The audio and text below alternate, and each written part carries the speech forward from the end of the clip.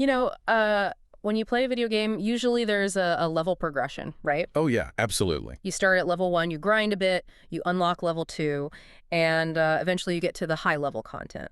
And economic history is sort of supposed to work the exact same way. The standard script for how a country gets rich is pretty well established in the Right. textbooks. It's the Clark-Fisher model, basically, the standard textbook trajectory. Exactly. Level 1 is just everyone is a farmer. Mm-hmm. You have an agrarian economy.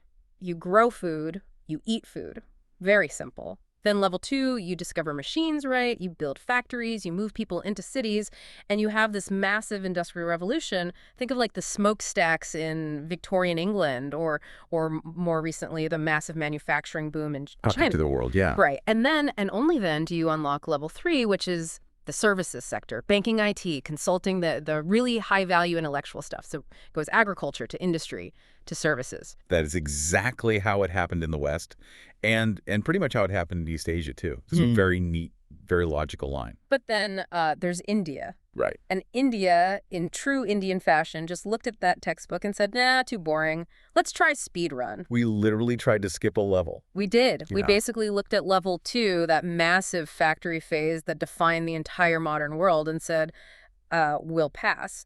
We attempted this massive jump straight from farms to phones, from agriculture directly to services, largely skipping the traditional industrial revolution. It's what economists call the Indian economic anomaly. And honestly, it is probably the single most important structural mystery of our time. Oh, totally. Because it raises a massive question for you as an observer. Did we pull off a superpower move by skipping the dirty, polluting phase of development? Right, the heavy carbon stuff. Exactly. Or did we create a massive vulnerability that is coming back to haunt us right now with unemployment? And that is exactly what we are unpacking today. We're going to find out if the missing middle of our economy is a feature or a bug. But before we dive into the gears and grease of the industrial sector, I have to give a huge, huge welcome to all our listeners tuning in to this special edition for the Simplified UPSC by PPP YouTube channel. Yes, a massive welcome to all of you. We are absolutely thrilled to be part of your preparation journey because, you know, this isn't just the casual chat. This is high-yield content explicitly designed to get you marks. Absolutely. So if you are enjoying these deep dives and they're helping you make sense of the absolute chaos that is the UPSC syllabus, I have a very humble request for you. Please hit that subscribe button. It really does make a difference. It really, really supports the mission and helps the algorithm find other serious aspirants like you. And if you are capable and you want to help us keep the lights on and the research flowing, please consider supporting the team on Patreon. Yeah, every bit of support allows us to just keep creating more of these high-density content pieces. Because honestly, it takes a lot of coffee to analyze these massive economic surveys. Oh, tell me about it. So a huge shout out to all our current supporters. You guys are the real MVPs. This content literally wouldn't exist without you. Also, please engage with us, right? Like the video, share your valuable comments down below. It tells the algorithm that smart people are hanging out here. And don't forget the resources. We know you need hard copies for your revision. You can't just listen. Exactly. We know you need notes. Yeah. So free notes with practice PYQs previous year questions, they are waiting for you right now on the public Telegram channel. But for the serious aspirants. Right, for the ones who want the royal treatment. We are talking access to all the videos in this series at once, plus premium organized notes, detailed explanations, extra PYQs, and model mains answers. For that, you need to get into the Pride Telegram library. All you have to do is DM us on the public Telegram channel to join that. The premium notes are particularly useful for mains answer writing structure because they literally break down the arguments into bullet points you can actually memorize and replicate. Okay, so housekeeping is done. Let's get to business. Today, we are cracking open Chapter 9 of Sanjeev Verma's Indian Economy. The chapter is Industrial Sector and Liberalization. But because we want you to be completely bulletproof for the exam, we're also cross-referencing this heavily with Vivek Singh's book to ensure we don't miss a single conceptual nuance. The mission today is simple but ambitious. We're going to decode the entire roller coaster journey of Indian industry, from the commanding heights of the Nehruvian era through the really stifling license raj to the massive explosion of 1991, and finally where we stand today with things like PLI and MEG in India. So let's start at the very beginning, the engine of growth. Sanjeev Verma uses this really beautiful analogy right at the start of the chapter to explain why industry actually matters. He says industry acts like a pebble thrown into a pond. And ripple effect. It's a poetic way to describe a very hard economic reality. Yeah, I think most people intuitively get that factories are quote-unquote good, but let's unpack this for the listener. What does that actually mean in hard economic terms? Why is a factory better than a farm for GDP growth? Well, think about what happens when you set up a factory. Let's say you decide to build a car manufacturing plant, like Maruti Suzuki did in the 80s. Hmm, That factory is the pebble hitting the water. okay. The ripples are what follow. First, obviously, you create direct employment. You need engineers, you need assembly line workers, managers, security guards. That's ripple one. But that's just the surface. Because you can't make a car out of thin air, you need stuff. Exactly. You need raw materials. You need steel, rubber, glass, paint, electronics, upholstery. So the very moment you build a car factory, the steel plant down the road gets a massive order. The rubber plantation in Kerala gets an order. I see. The glass manufacturer suddenly gets busy. That is what we call the backward linkage. The factory pulls the suppliers up with it. It stimulates demand in sectors that came before it in the supply chain. Okay, so the factory feeds the industries behind it, but it also pushes things forward, right? Yes, the forward linkage. Hmm. Those cars need to be sold and they need to be maintained. So you need dealerships, you need showrooms, service centers, insurance companies, logistics and trucking to transport them to different cities. So a single factory creates an entire ecosystem of services around it. Exactly. And crucially, and this is something that is very often missed by students' industry, creates demand for agriculture. Wait, hold on. How does a car factory help a farmer? I get like the rubber for the tires, maybe cotton for the seeds, but how does it help a wheat farmer in Punjab? Two ways, really. Yeah. One is the direct industrial processing of crops like textiles need cotton. Food processing needs sugar and wheat. But two, and honestly more importantly, it's about income levels. Okay. When a farm laborer moves to a factory, their wages usually double or triple. Ah. Productivity in industry is generally much higher than in subsistence farming. That's standard urbanization economics. You move to the city, you make more money. Right. And what do people do when they have more money? They spend it. They eat better. They stop just eating basic rice and wheat, and they start buying milk fruits, poultry processed foods. So a strong industrial sector actually pulls the agricultural sector up by creating a market for high-value produce. It is literally the engine that pulls the whole train. If the engine stops, the train stops. That makes perfect sense. It's totally interconnected. You can't just have one without the others. Now, before we get into the history lesson, which is quite dramatic, we really need to get our definitions straight. Yes, definitions are crucial here. The sources break down industry into a few classifications. And I know definitions can be a bit dry, but stick with us because this directly matters for how you answer questions in the exam. It matters heavily for policy, too. You cannot write a good mains answer on MSMEs if you don't know how they differ from large-scale industries or why capital goods are considered strategic. So let's run through them. First, byproduct. We have basic, capital, intermediate, and consumer goods. Can you just break that down for us? Sure. Think of it as a pyramid. At the very bottom, you have basic industries. These are the foundation. Steel, cement, coal, electricity. The heavy stuff. Exactly. You literally cannot build a modern civilization without them. You can't build a factory, a dam, or a road without steel and cement. They are the prerequisites for everything else. Okay, so that's the bedrock. Then moving up, we have capital goods. Now, this is a term we hear a lot in the economic survey. Yes, and this is the most critical category for a sovereign nation. Capital goods are essentially the machines that make machines. Okay, like a textile loom. Or a massive crane. Exactly. Or a turbine for a power plant or a CNC machine. If you have a strong capital goods sector, you are self-reliant. You don't need to import the machines to run your economy. Right. If you want to build a textile factory, you buy an Indian loom. If you want to drill for oil, you buy an Indian rig. If you lack this sector, your entire economy is completely dependent on foreign technology. That's exactly why Nehru was so obsessed with it. He didn't just want to make cloth. He wanted to make the machines that made the cloth. That makes a lot of sense. It's about strategic autonomy. Yeah. Okay, then there are intermediate goods. Those are things that are semi-finished. Dyes, tools, batteries, spare parts. Things that go into other things but aren't the final product themselves. And finally, at the top of the pyramid, consumer goods. The stuff we actually buy as end users. In economics, we often call the durable ones white goods. So fridges, TVs, washing machines, ACs. These are for direct consumption by households. Okay, got it. Then we have classification by ownership, public meaning government, private, and joint sector. We'll talk a lot about the public sector today because they were basically the main character of the economy for 40 years. Then there's scale. Yes. Scale is defined by investment in plant and machinery. It ranges from large industries, which was investment over 10 crores under the old definition, but we'll talk about the new MSME definition later, all the way down to MSMEs, which are micro, small, and medium enterprises. And finally, by intensity, capital intensive versus labor intensive. And this is the one that really matters for a civil servant, right? This is the social angle. It is absolutely critical for the demographic dividend.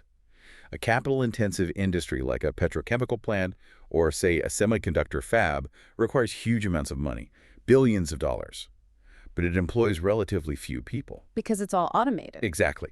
You might spend $5 billion and only hire 2,000 highly skilled engineers. It uses machines much more than men. Whereas a labor-intensive industry, Think textiles, leather, footwear, food processing. You spend a fraction of that money, but you employ thousands and thousands of semi-skilled workers. right? So if your goal as a district magistrate or a policymaker is to solve massive unemployment in a populous district, you cannot just rely on high-tech capital-intensive industries. You absolutely need labor-intensive ones to absorb the masses. This distinction is what drives government policy incentives. Okay, so definitions are locked in. Now let's travel back in time. It's 1947. India is newly independent. The British have finally left. But we have a completely shattered economy. We have almost no industry to speak of, just some textiles in Bombay and jute in Bengal. So the government sits down to plan the future. And they come up with the Mahalanobis model. The second five-year plan. Hmm. This is really where the die was cast. Right. And the big decision they make is we're going to focus on heavy industry, basic and capital goods, and the government is going to do it. The public sector will occupy the quote-unquote commanding heights of the economy. Now, looking back from today, from 2024 or beyond, it's very easy to be a Monday morning quarterback and say, why did they just let the private sector do it? Why the absolute obsession with PSUs, public sector undertakings? That is a very common criticism, especially from free market enthusiasts today. Hmm. But Sanjeev Verma argues, and I think fairly effectively, that it wasn't just ideology. It wasn't just that Nehru loved socialism and hated profit. Okay. There were hard, practical, completely unavoidable reasons why the government had to take the lead. So it wasn't just socialism is great, capitalism is evil. It was out of necessity. It was absolute necessity. You really have to look at the reality of 1950s India. Reason number one, capacity. The private sector was tiny. We didn't have the Tatas and Birlas operating at the scale of global giants yet. They were mostly just trading houses, right? Mostly, yes. They simply didn't have the capital or the technology to build massive steel plants or hydroelectric dams. So if the government didn't build it, literally nobody would have. It was a complete vacuum. Precisely. Even the big capitalists of the time, Tata Birla, they actually wrote the Bombay Plan in 1944, where they explicitly asked the government to build the infrastructure and heavy industry, because they knew they couldn't afford to do it themselves. They wanted the state to build the roads and steel plants so that later they could build the cars. That's a historical detail a lot of people completely forget. The capitalists actually wanted state intervention initially. Yes, because of reason number two, gestation periods. And that's the time between investing the money and actually making a profit, right? Yes. In heavy industry, that period is incredibly long. If you start building a massive steel plant today, you have to buy the land, build the blast furnace, set up the rail lines. You might not see a single rupee of profit for 10 or 15 years. Wow. A private businessman generally wants a much quicker return on investment. They aren't going to sink millions into a hole that won't pay out for a decade. Yeah. Only a government which isn't driven solely by quarterly profits can wait that long. The government has what we call patient capital. Patient capital. That's a great term for the mains exam, actually. That makes a lot of sense. And I'm guessing reason number three is the social angle. Correct. Social welfare.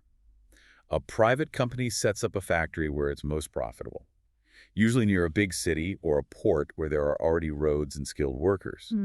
But the government wanted to develop backward regions. Oh, right. They purposefully set up plants in remote areas. Think of the massive steel plants in Bilairu, Durgapur. These were tribal areas or highly backward regions. They were trying to force regional balance. Exactly. They built entire townships, schools, and hospitals around these plants. A private player like Coke or Pepsi isn't going to set up a factory in a remote tribal area just to help the locals if it fundamentally hurts their bottom line. So the PSUs were given a massive, sweeping mandate. Create capacity, achieve self-reliance so we stop importing everything and develop the backward regions. They were the temples of modern India, as Nehru famously called them. Yes, they were the commanding heights. They were supposed to guide the entire economy from the top. And there's always a but. In Indian economic history, eventually this led to the massive critique of inefficiency. We all know the stereotypes of the slow-moving PSU, the lazy government employee, the massive financial losses, Yeah. Air India, BSNL, the list goes on and on. It is a valid critique. And eventually the inefficiency did become a massive, unmanageable burden. But Sanjeev Verma adds a really important layer of nuance here. He says you cannot just compare a PSU to a private corporation solely on profit, Why not, though? I mean, balance sheets don't lie. A loss is a loss. because the initial objectives were totally different. If you burden a PSU with the job of developing a remote township, running schools for the employees' kids, and purposefully hiring more people than necessary just to provide local employment. Which was actual government policy rate to overhire? Exactly. If you do that, their costs are going to be artificially very high. Private companies don't have those social burdens. So calling them inefficient is sometimes a bit like comparing apples to oranges. Fair point. They were doing state social work disguised as business. But the problem wasn't just that the government was running factories, it was that they basically wouldn't let anyone else run them either. Which brings us to the regulatory stranglehold, the infamous era of the license raj. Yes, this is the period roughly from 1956 to 1991. And it started with the Industrial Policy Resolution, or IPR, of 1956. This document is often called the Economic Constitution of India. That sounds incredibly heavy. Economic constitution. It really was.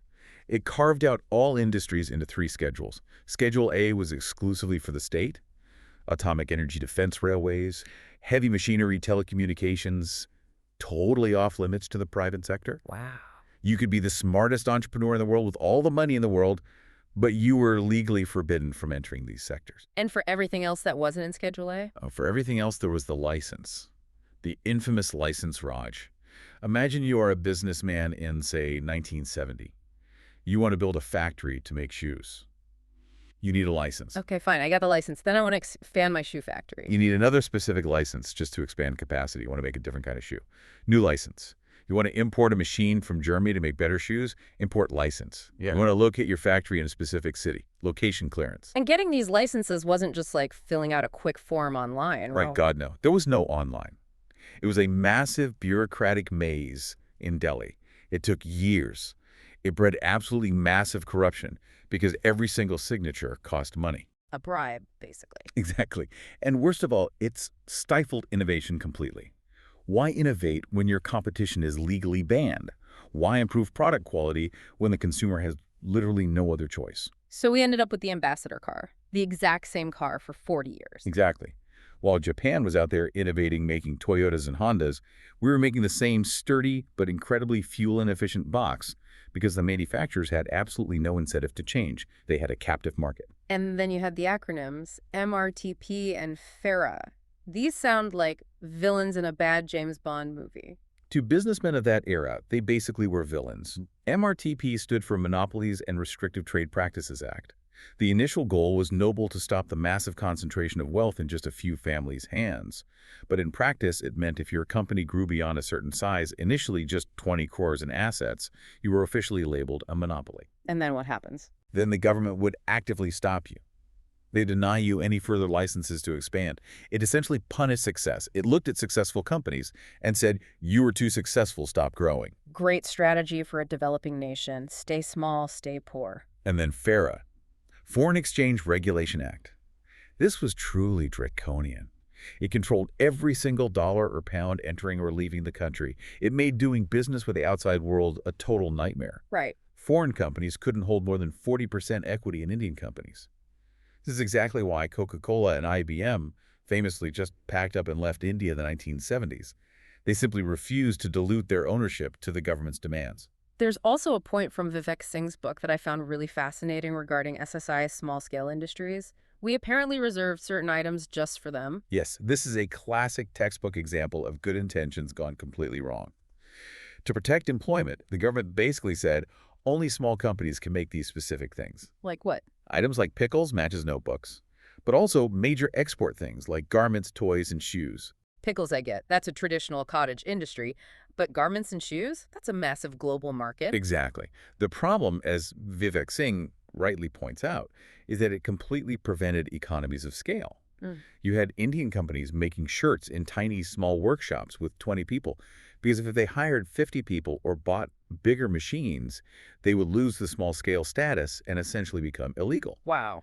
Meanwhile, at the exact same time, China was building massive mega factories with 10,000 workers, using huge machines and driving the per-unit cost down to pennies. So while we were busy protecting our small tailors, China basically captured the entire global clothing market. Precisely. By the time we finally woke up and removed these reservations, mostly in the 2000s, China had already become the undisputed factory of the world. Yeah. We literally legislated ourselves out of the global market. We prioritized protection over competitiveness. And this incredible system limped along all the way until 1991. The year everything changed, the watershed moment. Crisis point. We've covered the balance of payments crisis in our other deep dives, but just to set the scene for the listener, we were broke. We had foreign exchange reserves for maybe 2 weeks of imports, no money to buy oil, and the image that still haunts every Indian economist, we had to physically airlift our gold reserves to pledge them to the IMF and the Bank of England just to get a bailout loan. It was a national humiliation. But in hindsight, it was the shock the system desperately needed. It forced the government to abandon the closed command economy model because the IMF essentially said, we will bail you out, but you have to open up your economy. Enter the new economic policy, or NEP, of 1991. LPG liberalization, privatization, globalization. But today, for this topic, we are focusing primarily on the L and the P, liberalization and privatization in the industrial sector. Sanjeev Verma defines liberalization beautifully here. He says it wasn't just a simple policy change, it was a, quote, fundamental shift in mindset. How so? What was the mindset before and after? Before 1991, the default government mindset was, we must control everything. The private sector is greedy and needs a very tight leash. After 1991, the mindset fundamentally shifted to the government should govern and the private sector should produce. It was a conscious separation of production from governance. And the biggest headline move was the abolition of licensing. The license Raj was basically dead overnight. Almost dead. They kept a very small negative list. Right. I have the list right here. It's tiny now. Hazardous chemicals, explosives, aerospace, and defense tobacco, and cigarettes, and alcohol. Which makes perfect sense logically. You don't want just anyone making dynamite or fighter jets in their backyard without oversight, but for literally everything else, textiles, cars, cement, phones, steel, no license needed. Just go out there and build. They also de-reserved the public sector areas. Remember that massive Schedule A from 1956 we talked about? It was completely gutted. Yes, it was. Today, only 2 sectors remain exclusively reserved for the government: atomic energy and railway operations. Wait, railway operations. But I definitely see private trains sometimes. You see private participation, like private catering, cleaning, or even some luxury tourist coaches. But the core operation, the actual running of the trains on the tracks, the signaling, the safety systems, that is still a strict government monopoly. Though even that is very slowly opening up with things like the Tezes Express, but officially on paper, it's still a reserve sector. Okay, let's talk about the P, privatization. But there's a very nuanced term Sanjeev Verma uses in the book, disinvestment. Are they just the same thing? No, they are not. Yeah. And this distinction is absolutely crucial for your prelims. Disinvestment means the government sells a part of its shares, usually a minority stake, to raise money. Okay. Say the government owns 100% of LIC. They sell 10% to the public through an IPO.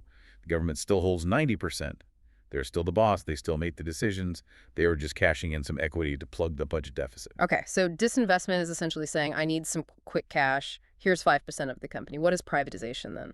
Privatization is saying, here are the keys, you run it. It involves the actual transfer of ownership and management control. Usually this means selling more than 51% of the shares to a private player. Like Air India. Perfect example. The government didn't just sell some shares of Air India on the stock market. They sold the whole airline to the Tata Group.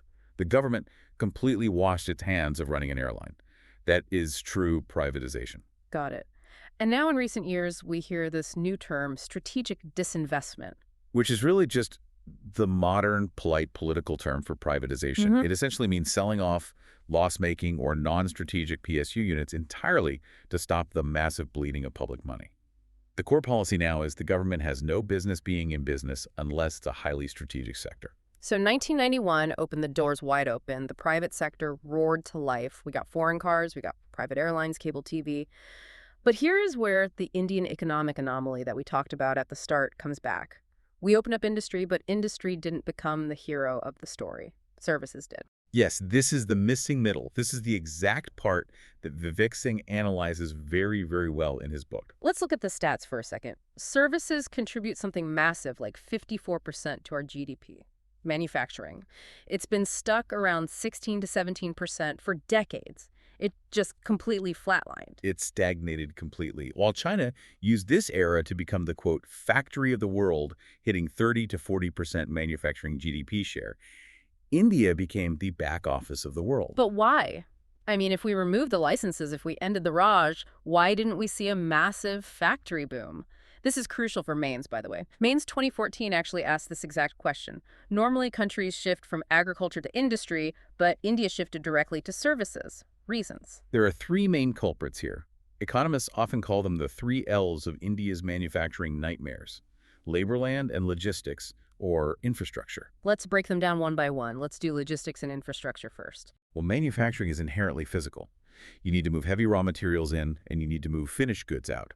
In the 90s and 2000s, our roads were terrible, our ports were incredibly clogged, and turnaround times were huge.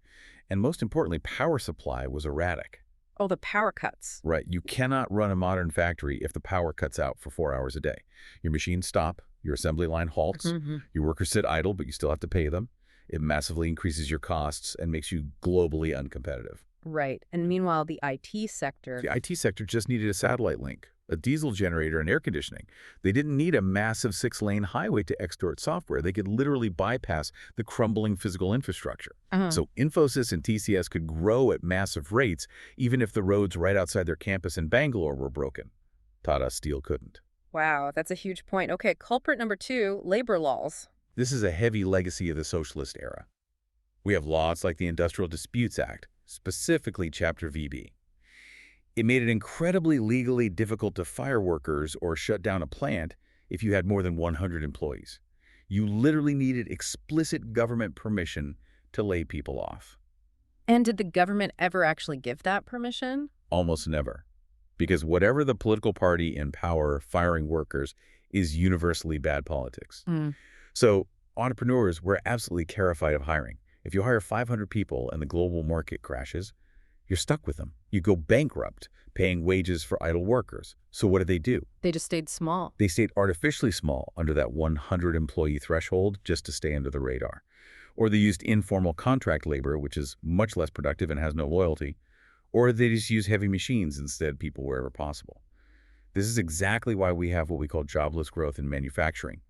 Our factories grew in output, but they didn't hire people proportionate to that growth because they were terrified of the labor laws. And the service sector didn't have this problem. Much less regulated. It was a brand new sector, so the old draconian factory labor laws didn't apply as strictly to software engineers or call center agents.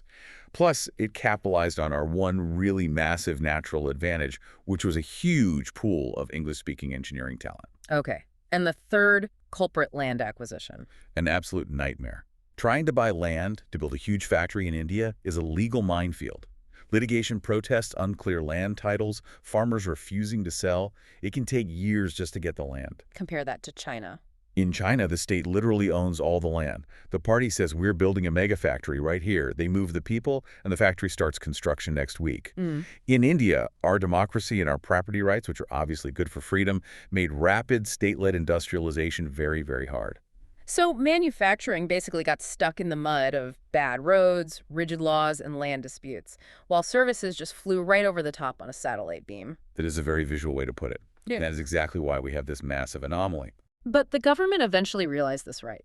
They knew we couldn't just be a pure service economy forever. I mean, you can't employ 1 billion people in call centers and IT parks. You need factories for the masses. Precisely. Services require a baseline of education. You need to speak English. You need to know computers. Manufacturing, on the other hand, can absorb semi-skilled or even unskilled labor moving directly out of agriculture. If you want to move a guy from a small farm in Bihar to a much better paying job, he can't go straight to a desk at Infosys. No, definitely not. He needs a textile mill or a car assembly line. That realization that we desperately needed factory jobs led to the National Manufacturing Policy, or NMP, in 2011. This was the first really major attempt to fix the lag. What was the specific goal of the NMP? The stated target was to massively increase the share of manufacturing in GDP to 25% and to create 100 million jobs within a decade. 100 million jobs. That is a staggering number. How are they actually planning to do it? The core concept they introduced was NIMZs, National Investment and Manufacturing Zones. That sounds a lot like SEC's special economic zones. Similar, but much, much bigger in scale. Think of them as greenfield integrated industrial townships, eventually massive industrial cities built from scratch. The government would acquire the land, provide world-class infrastructure, and give major incentives. Incentives like what exactly? Relief from capital gains, tax simplified compliance, like self-certification so the labor inspector doesn't come knocking on your door every single day harassing you, and major subsidies for green technology. But did it work? Did we hit the 25%? Not really, no. The targets were completely missed. Yeah. Because the underlying structural problems, the land acquisition, delays, the labor laws, they were still there. Which brings us to the current modern era, post-2014. Make in India. Make in India, the famous line with the gears, it's everywhere. How is Make in India fundamentally different from the 2011 NMP? Is it just a clever marketing rebrand? It's significantly more than just a rebrand. Conceptually, it shifted the entire focus from import substitution, which is just making things so we don't have to buy them from abroad, to global competitiveness, which is making things at world-class quality to sell to the entire world. It was about aggressively integrating India into the global supply chain. And the catchphrase they used was zero defect, zero effect. Yes. Zero defect means world-class quality. No more of that old Chalta-high attitude where Indian goods were considered inferior. Zero effect means zero environmental harm. It was really about branding India as a high-quality, sustainable manufacturing hub, not just a cheap sweatshop one. They also focused very heavily on ease of doing business right. Moving from red tape to red carpet. Digitizing all the complex processes, creating the eBiz portal for 24/7 clearances. And you have to give credit where it's due. India's ranking in the World Bank's Ease of Doing Business Index did actually shoot up significantly from around 142 all the way to 63. But the real game changer, according to Vivek Singh's analysis, is the PLI scheme. Production-linked incentive. This seems to be the one actual policy that is moving the needle right now. This is the hot topic everywhere. For decades, we mostly gave input subsidies. Cheap land, cheap electricity tax breaks just on setting up the factory. PLI completely changed the game to output incentives. Explain that for the listener. How does the actual math of PLI work? The government tells a massive company, say a mobile phone manufacturer like Samsung or Foxconn, you make phones right here in India. For every extra phone you make and sell this year compared to your baseline last year, we will give you direct cash back. Usually it's about 4% to 6% of the incremental sales value. So it's literally like a cashback reward credit card for manufacturing. Exactly. And it's highly targeted. It's not for everything. It's specifically for sunrise sectors. Mobile manufacturing, pharmaceuticals, medical devices, advanced chemistry cell batteries, solar modules. It's not for making clay pots or basic shirts. It's trying to organically create global champions in specific high-growth, high-tech areas. And it really seems to be working for mobiles, right? We see Made in India on iPhones now, which was unthinkable 10 years ago. Yes, mobile manufacturing has been the massive success story of PLI. It successfully attracted Apple and Samsung to actually shift huge chunks of their supply chain bases from China to India.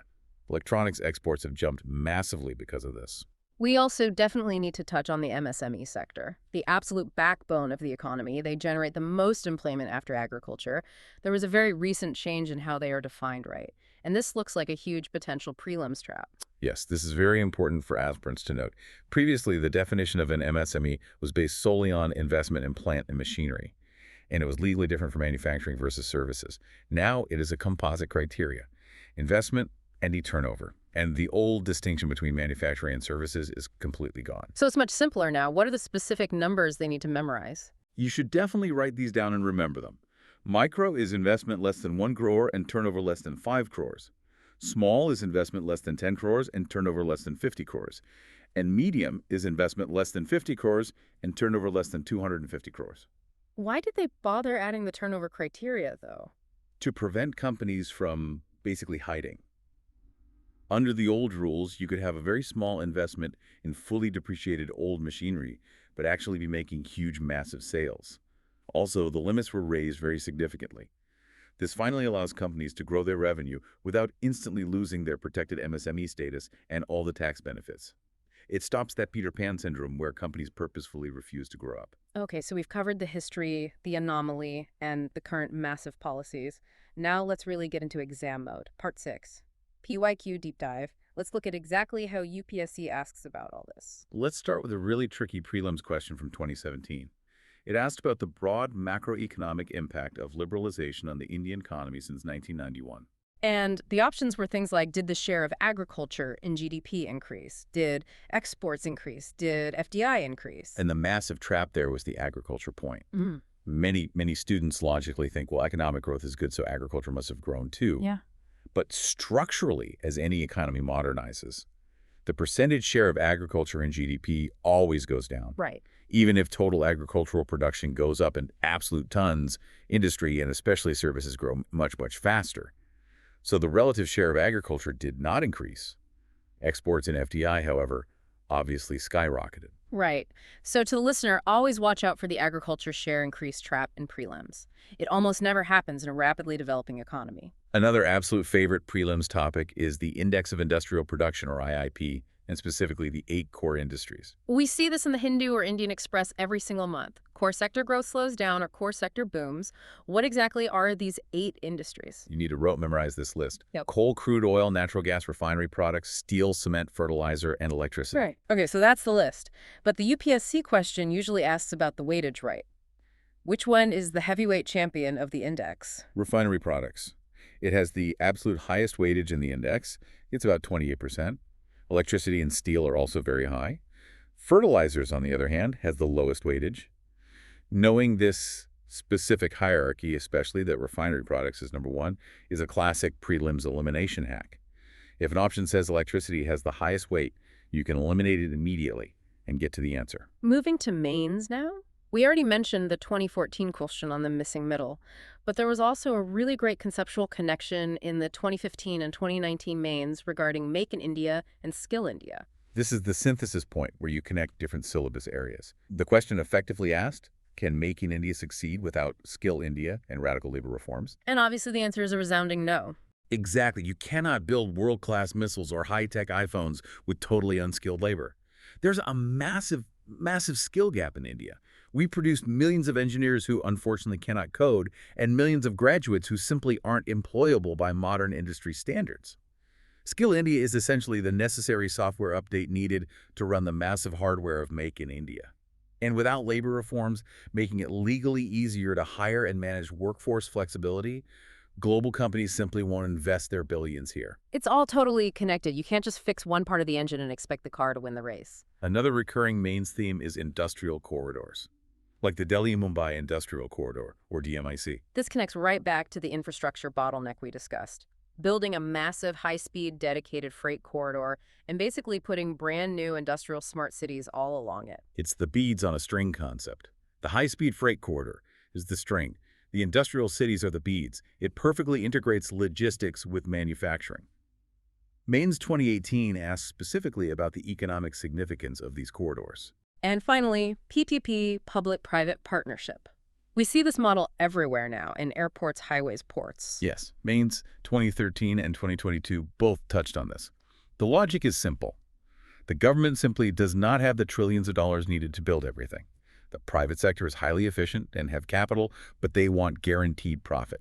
PPP is the marriage of the two. But it's a very rocky marriage. Right. There are massive issues of risk sharing. Who takes the financial hit if the highway project fails or gets stuck in land acquisition? That's the core of the PPP debate, and mentioning the Kelkar Committee recommendations is absolutely essential for your mains answers here. So wow, we have unpacked a lot today. From the early Mahalanobis dream of massive state steel plants to the absolute nightmare of the license Raj bureaucracy, the Bolpi crisis of 1991 that forced us to open up, the unique jump to services, that missing middle anomaly, and now the aggressive push with PLI and Make in India to finally get those factories humming. The entire journey has been a slow, painful shift from extreme protectionism to global competition. From a mindset of the government does everything to the government facilitates while the private sector performs. But I want to leave our listeners with one final, really provocative thought. We keep talking about manufacturing as the ultimate silver bullet for unemployment. We desperately want to move millions of people from farms to factories, just like China did. But the reality is the world has changed fundamentally since China did it in the 90s. Exactly. We are entering the era of Industry 4.0, automation, AI, robotics. A modern, highly efficient car factory today doesn't employ 10,000 people with hammers and wrenches anymore. It employs 500 robotic arms and 50 software engineers in a glass room watching screens. That is the ultimate automation versus employment paradox.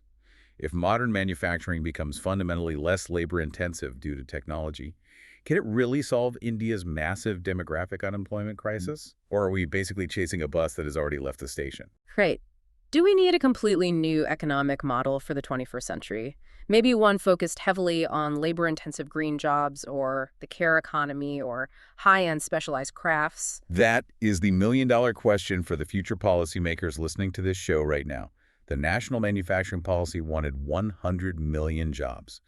The robots, however, might have entirely other ideas. Something to seriously mull over while you write your practice essays? Indeed.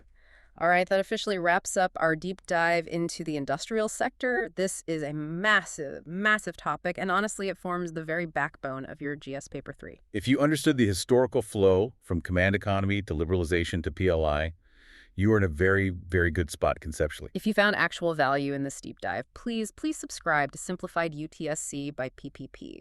It genuinely helps the algorithm find other dedicated learners like you. And check the link in the description for the public Telegram channel. Get those free notes right now. Do the practice PYQs. Active recall is the only way you will actually remember this stuff in the exam hall. And for the really serious aspirants, DM us to join the private library. The premium content, those heavily structured model answers, it's the ultimate toolkit you need to clear mains. And don't forget to like and comment below. Tell us, do you think India can actually still become a manufacturing superpower, or should we just double down on services? We really want to hear your specific take on this. Until next time, keep learning, keep curious, and let's crack this exam together. Profound learning to you all. Catch you in the next deep dive.